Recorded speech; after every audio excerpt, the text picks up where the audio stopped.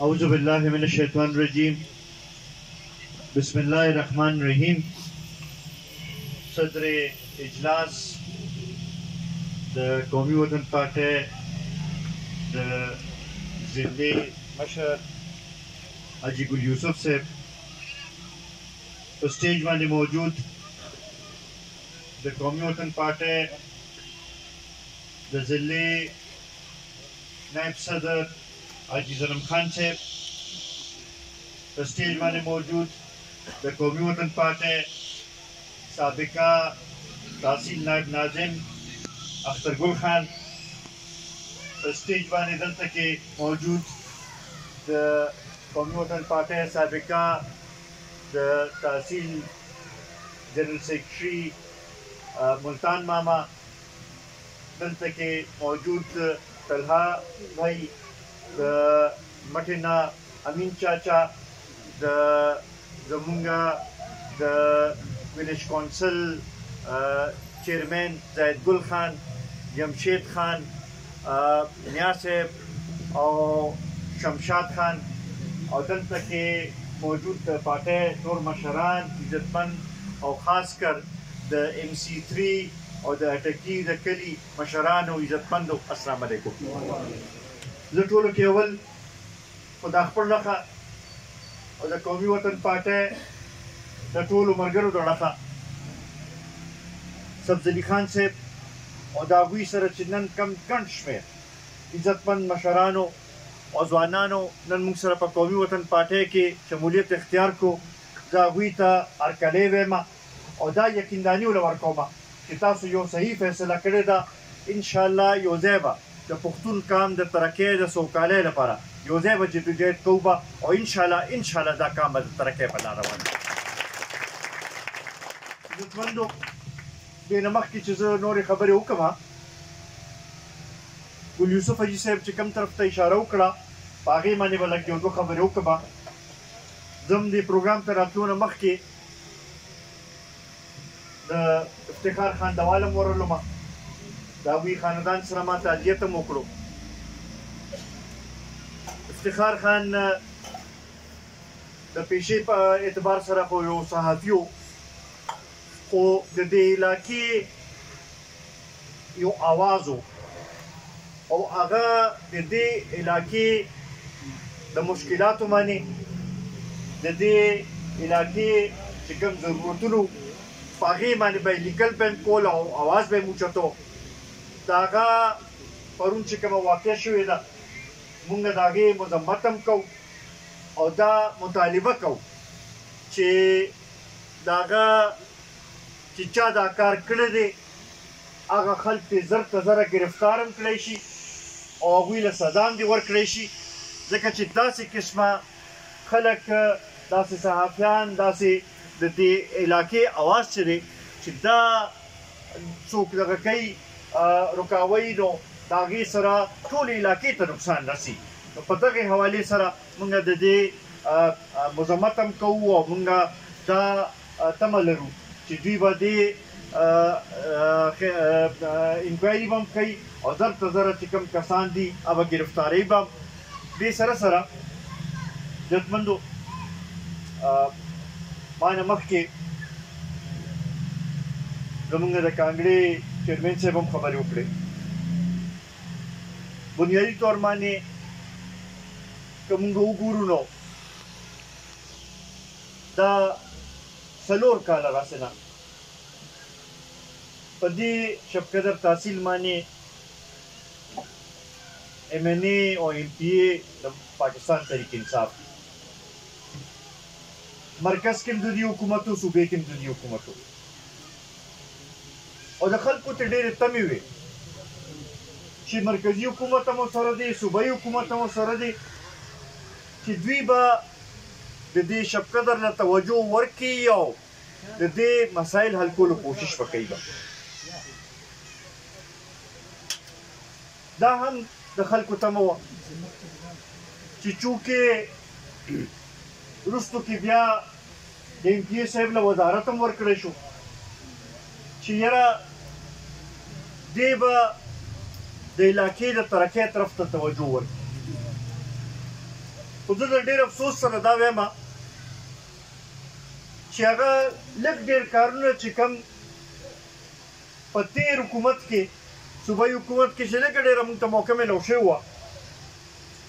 او په هغې کې چې کوم موږ شروع کړي وو نو هغه کارونه هم اوسه پورې دوی سر ته ونه رسول هغه شانتې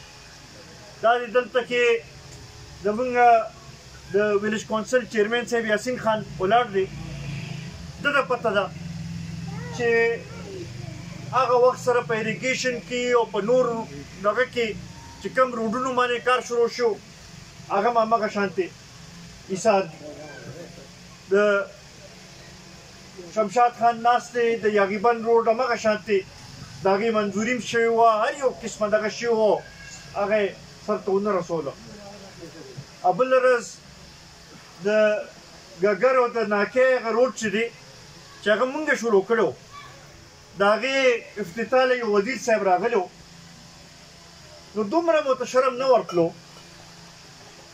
چې کوم کار یې په خپله شروع کړی هم نه دی نه یې په هغې کې څه قسمه منډه والې ده 4 کاله پس ته چې ته سر ته یې رسو او د هغې افتتاح له هغه راځي او په هغې باندې دغه کوي چې یاره ما ډېر لوی کار وکړو زه خو په دې نه پوهېږم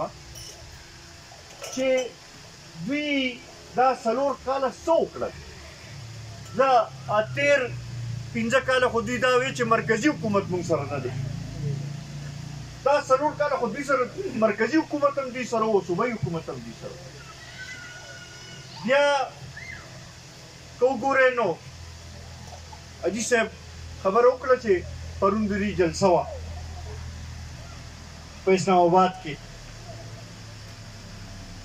او که وګورئ نو په هغې کې عمران خان امدا تپوسونه کوي چې یاره زه ولې لرې کړی شوم او ما څه ګناه کړې ده موږ ورته دا ویل غواړو چې عمران خان صاحب تا نه خو ټولو کې اول ستا خپل اتحادیان لاړل هغه ملګرو چې د چا په وجه باندې تا ته حکومت میلاو شو چې هغوی ته پرېښودلې د دې دا مطلب چې هغوی تا نه خفه بیا دغه شانتې په دې 4 کاله کې که تاسو وګورئ نو د پاکستان په قرضو کې یو طرف ته د پاکستان نه 1947 نه چې جوړ شوی دی هغې نه تر د 2018 پورې چې څومره قرضې اخیستلې شوې وي هغې نه زیاتې قرضې صرف په 4 کاله کې تا واخیستلې او دا ملک دې دومره مقروض کړو چې هر یو کس په خپل ځای اوس حیران دی چې یاره موږ به څنګه دې مشکلاتو نه وځو او بیا ته تپوس کوې چې یاره زه ولې لرې کړی شو که تا صحیح کار کولې عوام تا نه خوشحاله وي خلکو تا باندې اعتماد وې خلک ستا په کارکردګۍ نه مطمئن وې نو بیا چا لرې کولی شو هېڅ چا نه شو لرې کولی بیا نو دا سوال چې ته کې دا سوال اول ځان نه وکړه چې بی ولې ستا کارکردګي ښه نه وه ولې تا هغه شانتې چې کومې وعدې دې کړې وې د مدینې د ریاست جوړولو خبره دې کړې وه د 1 کروڑ نوکرو ورکولو خبره دې کړې وه د 50 لکه کورونو جوړولو خبره دې کړې وه د نوې پاکستان جوړولو خبره دې کړې وه نو ولې تا په هغې باندې عمل ونه کړو نو اول دې سوال جواب ته ځان نه وغواړه د هغې نه پس ته بیا د نور نه تپوس کوه بیا ته وایې چې یاره ما د انصاف چې دی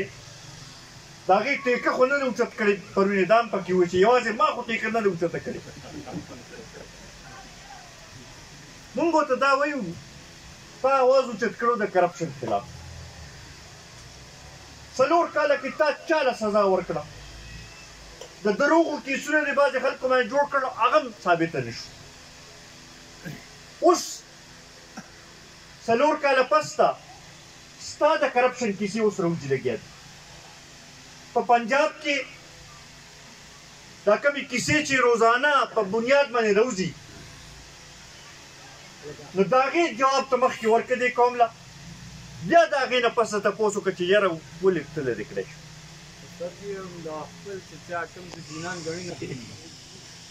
عزتمندو موقع ورته میلاو شوې وه ډېره ښه موقع میلاو شوې د چا په زور راغلی و داسې حکومت په پاکستان کې زما خیال د پاکستان په تاریخ کې چاته نه دی میلاو شوی یا خو چې کله مارشل لا وي نو هغه داسې حکومت وي او یا بیا دته هغه شانتې دغه میلاو شوی چې د هغې باوجود ته کارکردګي نشي کولی نو بیا د هغې ګناه عوام ته ده چې ته هغه شانتې دغه نشي کولی نن عزتمندو په دې خبرې باندې اوس هر څوک پوهېږي چې هغه نااهله دی او د عوامو مسایل نشي حل کولی بیا دې سره سره زه د موجوده حکومت نه ګیله کوم دا موجوده حکومت د عوامو هم زور لګولی و چې یاره عمران خان دې لرې کړی شي که پی ډي ایم یا نورو ټولو پارټو هم زور لګولی و نو په دې سوچ یې لګولی و چې یو خو 2018 الیکشن چې دی هغه شفاف الیکشن نه و شوی په هغې باندې د خلکو اعتراض و او دویم دا چې عمران نااهله و او د هغه د پالیسو په نتیجه کې خلکو ته مشکلات جوړېدل اوس که د پاکستان مسلم لیگ نواز جمعیت علماء اسلام او پیپلز پارټۍ حکومت هم همغه فیصلې کوي او ګراني راولي نو که د عمران خان خلاف موږ اواز اوچتولی شو بیا د دې حکومت خلاف به مو اواز اوچتو ځکه چې موږ خو د عوامو مسایلو ته ګورو ټیک ده موږ په دې پوهېږو چې 4 کاله داسې حالات جوړ شوي دي چې ملک ډېر مشکل کې دی خو پکار دا وه چې دا ستاسو لومړنی بجټ و چې دې کې تاسو خپل اخراجات کم کړي وي د وزیرانو اخراجات هم کم کړي وي د افسرانو اخراجات هم کم کړي وي د حکومت اخراجات هم کم کړي وي د هغې نه پس ته که تاسو عوامو ته ویلي چې قرباني ورکړئ نو خلکو به هم وی چې زه ټیک ته حکومت دومره قرباني ورکړه نو مونږ هم لږه ورکړو خو که نه ستاسو همدا سوچ دی چې یاره دا ټول بوج به په عوامو واچوو نو بیا دغه جدوجہد چې مخکې مونږ کړو دا دې لپاره هم نه وکړه چې دوی دلته کې بس لاړ شي او هلته د دوی کښېني مونږ خو دې ملک کې صحیح جمهوریت راوستلو لپاره دغه کړو مونږ دا غوښتلو چې د عوامو صحیح حکومت راشي چې عوامو ترجماني وکړي د عوامو مسایل حل کړي نو اوس هم ورته مونږ دا وایو چې تاسو دې طرف ته توجه وکړئ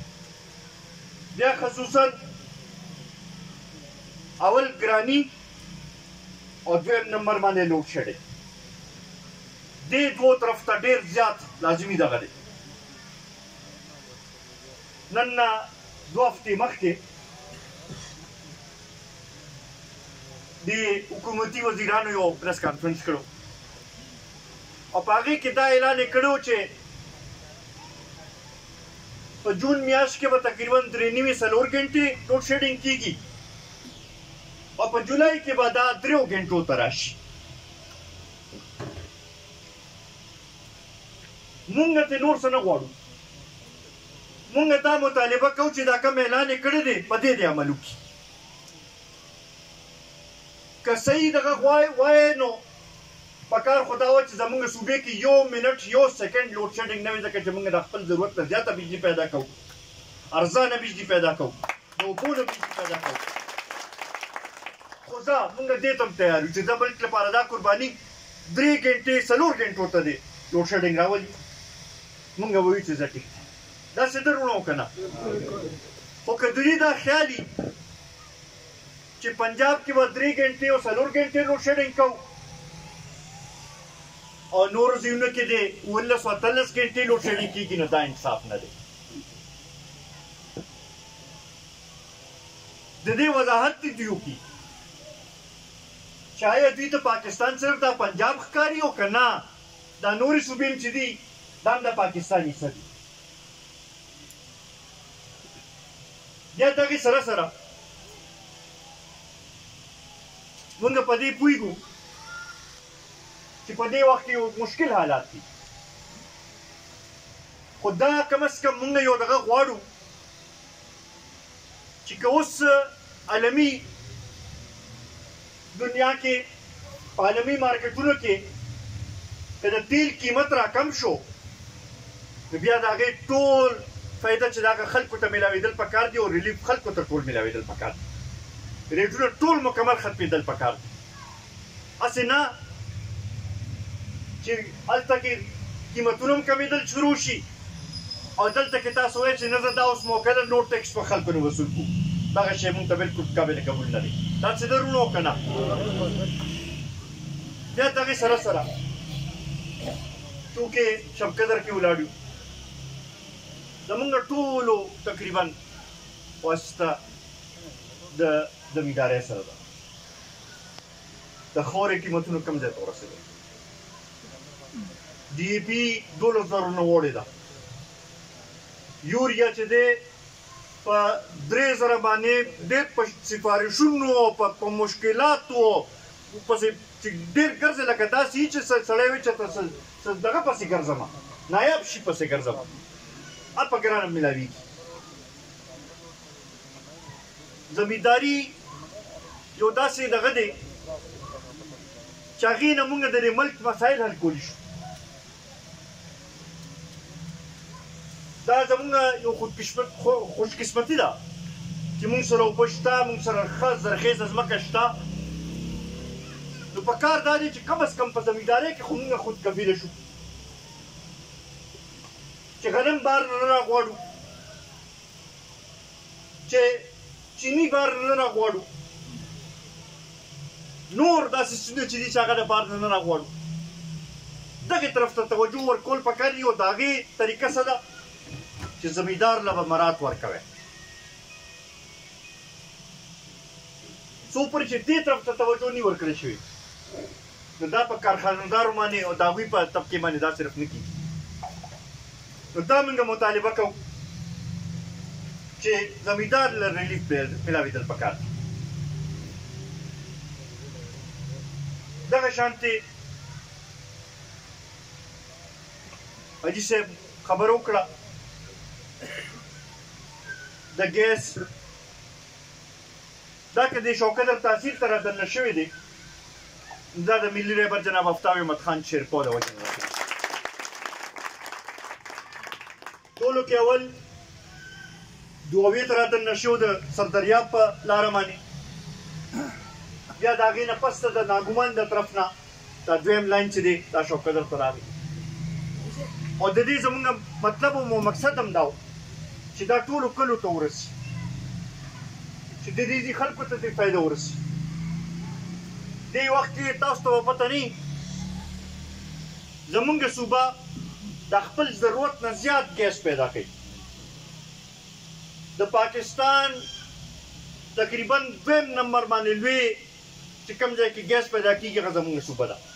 او اوس لا نوې نور دریافتونه وشو چې هغې سره به دا کېدی شي چې لومړنی نمبر ته ورسي آئین پاکستان هم دا وایي چې کوم ځای کې کوم شی راوځي اول په د هغه ځای د خلکو حق دی د هغې نه پس ته بیا د نورو خلکو حق دی په دې ګیس کې دوی سیاست کوي بعض علاقو باندې صرف پایپې تیر کو کنیکشن یې نه دي ورکړی اټکې پکې پاتې دی دغه شانتې چې کوم ځای کې کنیکشن هم شروع وي نو وایي چې یاره زما خط چې چا سره وي نو هغه له به کنیکشن ورکوئ د بل چا له به کنیکشن نه ورکوئ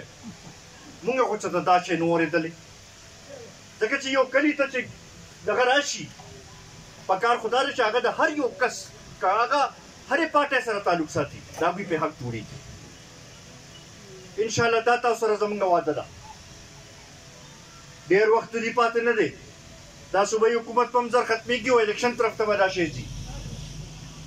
چې کله مونږ ته څنګه موقع میلو شوه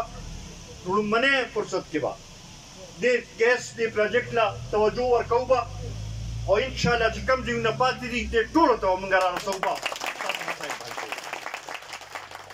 زه یو ځل بیا د سبزلي حاجي صاحب د هغوی د ټولو ملګرو د هغوی د ټولو مشرانو د ټولو کشرانو ډېر زیات مشکور یم چې په موږ باندې کوم اعتماد اظهار یې وکړو. موږ له چې نن کومه حوصله راکړه ستاسو باندې ډېر زیات مشکور یم چې په دې ګرمۍ کې د ګرمۍ باوجود دومره ساعت کې تاسو دلته کې ناست یې انتظار کوئ. ستاسو دې تکلیف چې دی موږ له حوصله نور راکړه. انشاءالله ستاسو د مسایلو د حل لپاره ستاسو د خدمت لپاره ستاسو د علاقې د ترقۍ لپاره به هر قسمه قرباني ورکوو به او څنګه چې شهید وطن حیات محمد خان شیرپو